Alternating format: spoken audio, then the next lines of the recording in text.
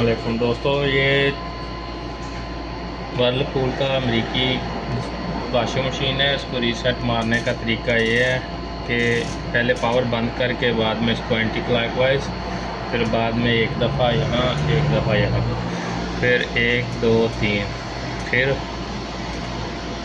ये देखें ये लाइटें ऑन हो गई। उसके बाद इसको साइकिल पे, स्पिन पे, रेजन पे इसको बस इधर से बटन ऑन कर देना। अभी देखें ये खुद ही सारी सेटिंग लेगा। इस तरह ये रीसेट होगी। ये अभी चलेगा, बाद में इंशाल्लाह बेहतरीन हो जाएगा। ये अभी सारी सेटिंग खुद ही लेगा।